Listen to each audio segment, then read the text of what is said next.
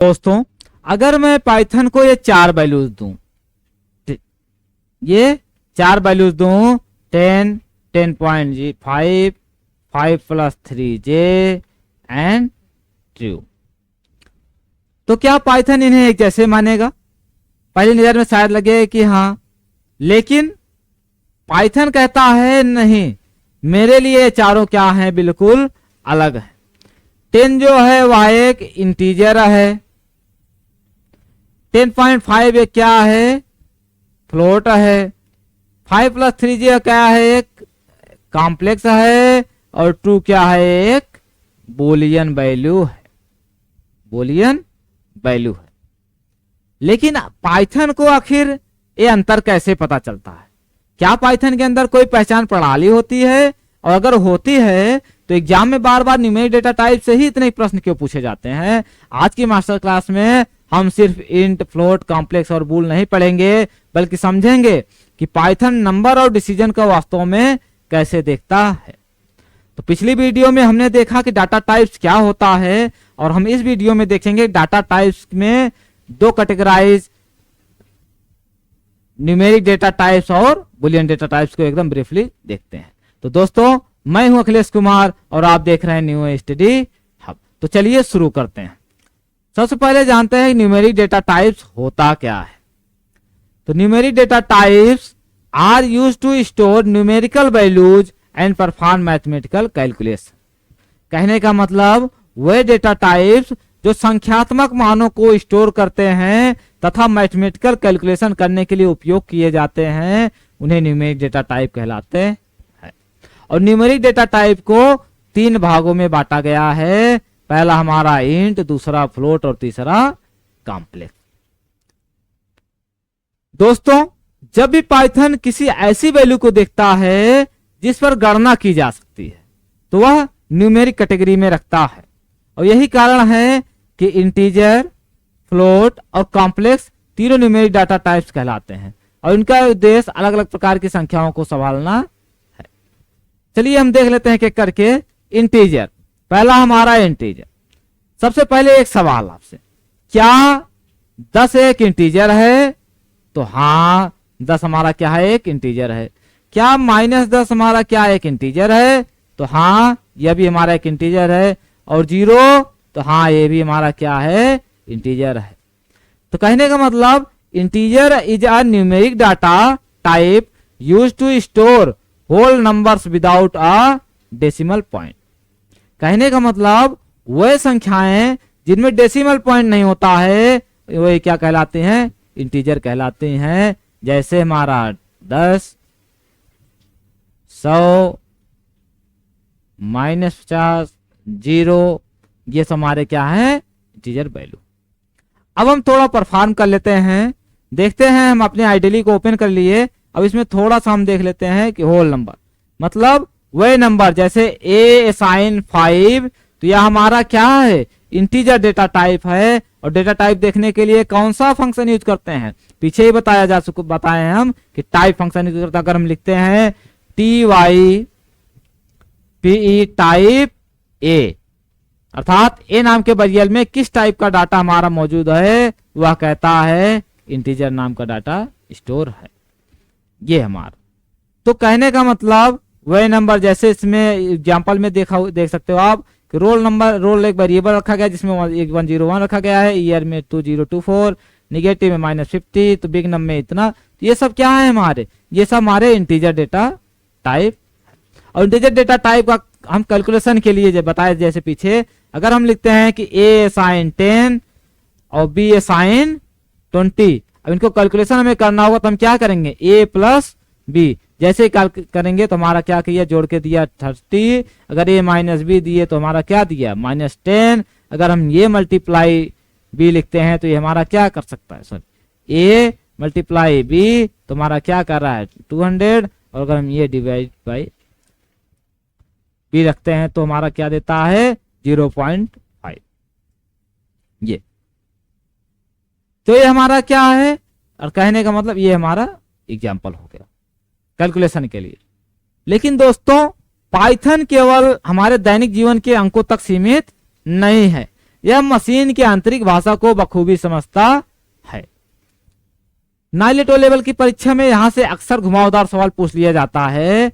Python programming में आप संख्याओं को सीधे बाइनरी, ऑक्टल और हेक्साडेसिमल प्रारूप में लिख सकते हैं।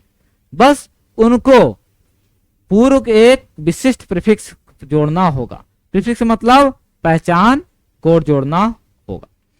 जैसे बाइनरी का बेस हमारा 2 होता है और इसका प्रीफिक्स कैसे होता है, हम लिखते हैं 0B या 0 कैपिटल B, इसका प्रयोग कर सकते हैं। तो उदाहरण के लिए इसको हम कैसे लिख सकते हैं, हम लिखते हैं 0B101, ये हमारा क्या है, बाइनरी फाइल में। दूसरा ऑक्टल फॉर्म में भी ऐसे लिखा जाता है। ऑक्टल हमारा क्या होता है, जिसका बेस 8 होता है, जिसमें 0 से लेकर के 7 तक की वैल्यू को स्टोर किया जाता है और इसका प्रीफिक्स होता है 0O स्मॉल में अथवा 0O कैपिटल में हम लिखते हैं प्रीफिक्स। उदाहरण के लिए हम देख लेते हैं 0O12, ये हमारा ऑक्टल का एग्जांपल हुआ। और तीसरा हेक्साडेसिमल, जिसका बेस कितना होता है, 16। कहने का मतलब हम हेक्साडेसिमल में 0 से 9 और हमारा A से लेकर के F तक के डिजिट को हम स्टोर करके रखते हैं और इसका प्रीफिक्स जो होता है 0X अथवा 0 कैपिटल में X का प्रयोग कर सकते हैं। मैं कोड लिखूं, क्या लिखूं कि 0B101 प्लस 5, तो इसका आंसर क्या आएगा, इसका आंसर यहां पर एरर देगा। क्यों, क्योंकि हमने लिख दिया OB, जबकि यह क्या होना चाहिए 0B, और 101 लिख दिए प्लस 5 लिख के जैसे इंटर करते हैं क्या मान आया 10। कैसे 0B101, ये कह रहा है कि आप बाइनरी है, पहले इसको डेसिमल में कन्वर्ट करेगा तो इसका मान 5 आएगा और 5 प्लस 5 कितना आ गया, 10 आ गया। ये था मान। दूसरा डेटा टाइप हम देखते हैं। दूसरा इसका डेटा टाइप फ्लोट। फ्लोट का मतलब, कहने का मतलब फ्लोटिंग पॉइंट नंबर था, दशमलव युक्त संख्या।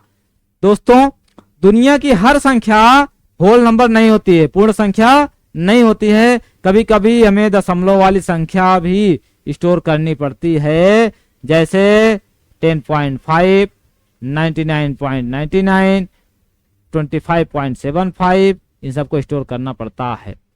कहने का मतलब float is a numeric data type used to store numbers containing decimal points. अर्थात वह संख्याएं जिनमें डेसिमल पॉइंट उपस्थित होता है क्या कहलाता है, हमारा फ्लोट कहलाता है। उदाहरण के लिए हम समझ लेते हैं कि हमारा 10.5, 99.9, 0.525, -5.75, ये सब क्या है, हमारे फ्लोट। तो इनका भी काम हम कैलकुलेशन के लिए करते हैं, जैसे कि परिभाषा में बताया गया है कि न्यूमेरिक डेटा टाइप में कैलकुलेशन के लिए परफॉर्म करने के लिए यह डाटा टाइप होता है।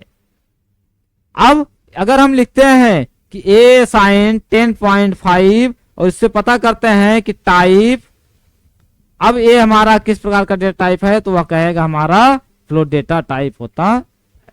और अगर हम फ्लोट को फ्लोट से हम कैलकुलेशन करते हैं तो उसका मान फ्लोट ही रिटर्न करता है। अगर हम इंटीजर और फ्लोट का कैलकुलेशन करते हैं तब भी मान हमारा किस में आता है, फ्लोट में ही आता है। चलिए देख लेते हैं। अगर A साइन 10 लिख लिए और A साइन 10.5 लिख लिए, हम कहते हैं सॉरी A साइन 10 लिख लिए हम और B साइन 10.5 लिख के हम कहते हैं कि A प्लस B, तो यह मान हमारा फ्लोट में ही देगा 20.5।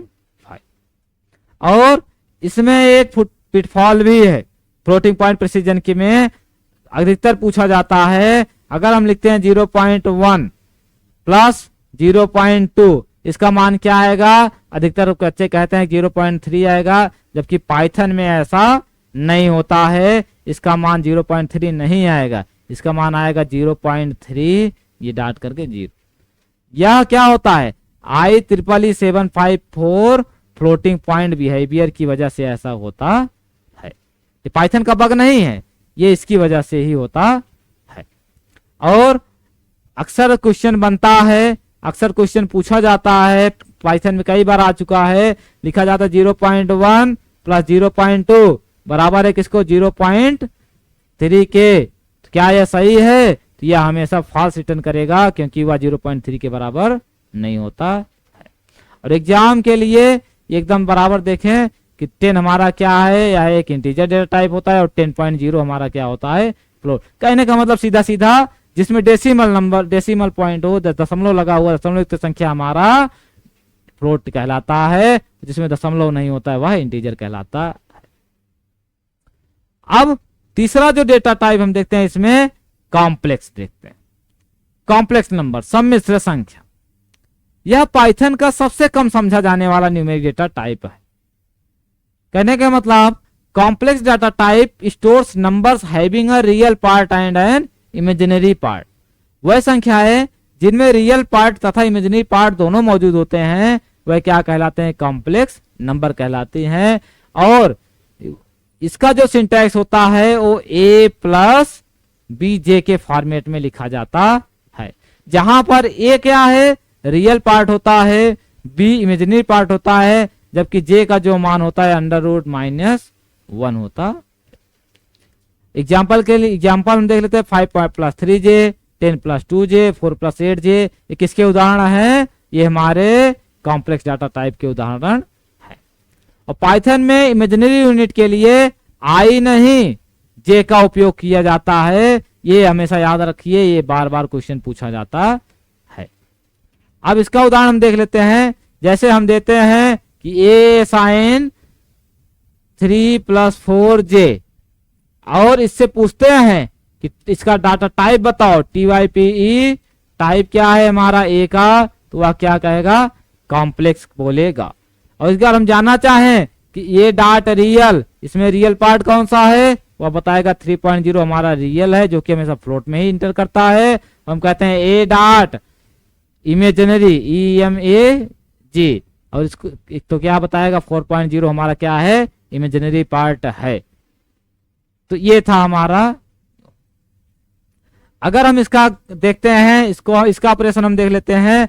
अगर मान लीजिए a साइन लिखा है 1 प्लस 2j और दूसरे में लिखा है b साइन 2 प्लस 3j, अगर हम इसको कहते हैं कि a प्लस b जोड़ना है, तो यह क्या करे, कान करके 3 प्लस 5j दे दे, 2 प्लस 1 3 और 3 प्लस 2 हमारा 5j आपका रिटर्न कर देगा। होंगे कि सर हमें इसकी जरूरत कहां पड़ती है। सामान्य प्रोग्राम में कॉम्प्लेक्स नंबर का बहुत कम उपयोग होता है, जैसा कि हमने अभी बताया पहले, लेकिन electrical engineering, signal processing, scientific computing और फिजिक्स सिमुलेशन जैसे क्षेत्रों में कॉम्प्लेक्स नंबर का बहुत उपयोग होता है। यह हमेशा ध्यान रखे रहिए। अब हम अगला, ये हमारा न्यूमेरिक डेटा टाइप था जिसको हमने समझ लिया। न्यूमेरिक डेटा टाइप 3 भागों में बांटा गया है, पहला इंटीजर, दूसरा फ्लोट और तीसरा कॉम्प्लेक्स। अब हम दूसरा डेटा टाइप देखते हैं, उसका हमारा बुलियन डेटा टाइप। तो बोलिए दोस्तों, जब तक हमने नंबर्स की बात की, लेकिन प्रोग्रामिंग केवल नंबर से नहीं चलती है, प्रोग्रामिंग निर्णयों से चलती है। उदाहरण, क्या छात्र पास है, क्या लॉगिन सफल हुआ, क्या पासवर्ड सही है, क्या इंटर कनेक्टेड है। तो इन सभी प्रश्नों का उत्तर केवल 2 ही हो सकता है, हाँ या ना। तो पाइथन इन्हें स्टोर करने के लिए बुलियन डेटा टाइप का उपयोग करता है। कहने का मतलब Boolean data type stores only 2 values, true और फॉल्स। वह डेटा टाइप्स जो केवल 2 मानों ट्रू और फॉल्स को स्टोर करते हैं बुलियन डेटा टाइप्स कहलाते हैं। जैसे अगर हम लिखते हैं a साइन ट्रू और हम इससे पूछते हैं कि टाइप TYPE टाइप किसका, ए का डाटा टाइप बताओ, तो वह क्या कह रहा है, यह हमारा बुल डेटा टाइप होता है। और अगर हम लिखते हैं B साइन फॉल्स, तो यह क्या करता है, अगर हम इससे पूछेंगे टाइप B, तो यह क्या बताएगा, यह भी बताया गया है एक बुल वैल्यू है। अगर हम इसमें लिखते हैं कि A प्लस B, तो वह क्या रिटर्न करेगा, 1। क्यों, क्योंकि जो बुल होता है ट्रू का मान हमारा 1 देता है, फॉल्स का मान 0। कहने का मतलब अगर हम यहां लिखते हैं कि ए असाइन ट्रू और बी असाइन ट्रू, और हम कहते हैं कि ए प्लस बी कितना मान आ जाएगा 2। क्यों? ट्रू का मतलब 1 होता है और फॉल्स का मतलब 0 होता है। तो ये था हमारा डेटा टाइप कौन सा? बूलियन। तो बूलियन क्या करता है? सिर्फ 2 ही रखता है, ट्रू और फॉल्स। या तो ट्रू होगा या तो फॉल्स होगा। ट्रू को हम 1 मानते हैं और फॉल्स को हम 0 मानते हैं। और दोस्तों जो बूल होता है या इंटीजर का सब क्लास होता है। बूल इज ए सब class of integer in Python. Integer का सब क्लास होता है, तो इसीलिए हमारा 1, 0 होता है। ट्रू का मान 1, फॉल्स का मान 0, उसको कैलकुलेशन करने पर मान भी रिटर्न करता है। तो दोस्तों आज हमने पाइथन के न्यूमेरिक और बुलियन डेटा टाइप्स को केवल डिफिनेशन के रूप में नहीं पढ़ा, बल्कि उनकी लॉजिक को समझा। हमने जाना कि इंटीजर क्या होता है, फ्लोट क्या होता है, कॉम्प्लेक्स नंबर क्या होता है, पाइथन का जे का उपयोग क्यों किया जाता है, और बूलियन क्या होता है, ट्रू और फॉल्स का वास्तविक महत्व क्या होता है। और टाइप फंक्शन हम पहले ही पढ़ चुके हैं, कैसे पहचानता है ये भी हमने देखा।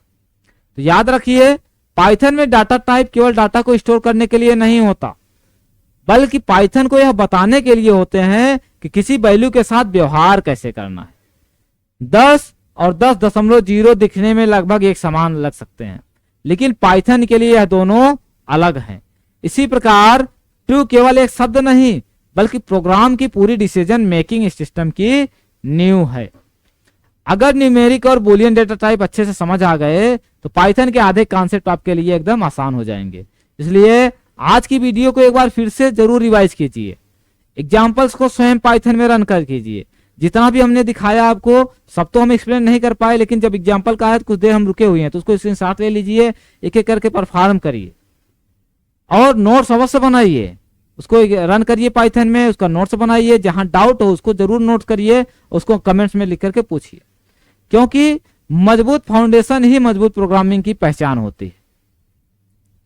लेकिन दोस्तों अब तक हमने नंबर्स को स्टोर करना सीख लिया और डिसीजन को स्टोर करना भी सीख लिया, लेकिन अगर हमें किसी स्टूडेंट का नाम स्टोर करना हो, किसी गांव का नाम, किसी स्कूल का नाम, कोई ईमेल आईडी या फिर पैराग्राफ, तो क्या इंटीजर काम आएगा?